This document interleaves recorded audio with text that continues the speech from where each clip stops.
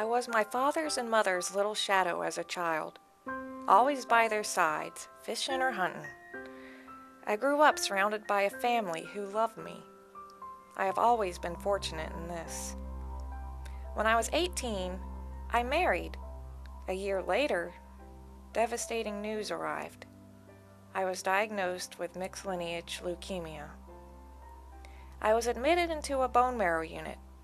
By the end of the 2-month stay, I was nearly crippled. I could no longer button my clothes or walk without a cane and leg braces. And I still had cancer.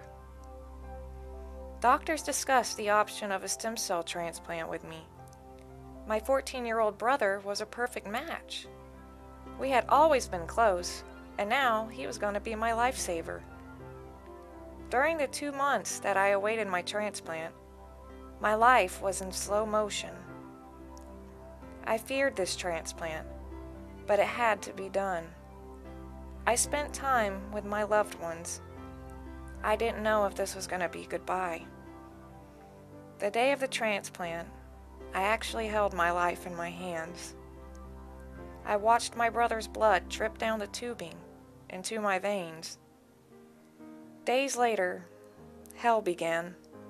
The pain caused by the irradiation was so intolerable that death began to sound good to me.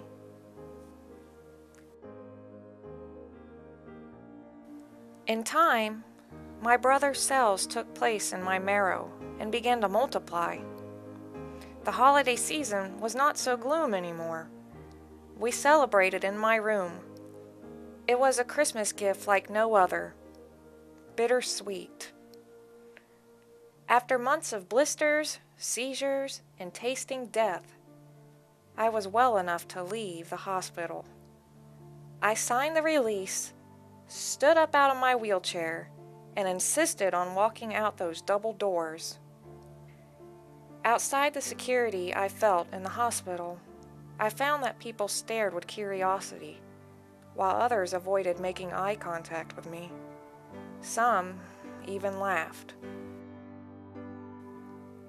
It hurt to see what I had become. Who was this girl in the mirror? I had no place in this world outside of the hospital. A few years passed. Michael's cells kept attacking my body, but a revolutionary new treatment was used to stop the new cells from attacking all my organs. His cells and my body now work in perfect harmony.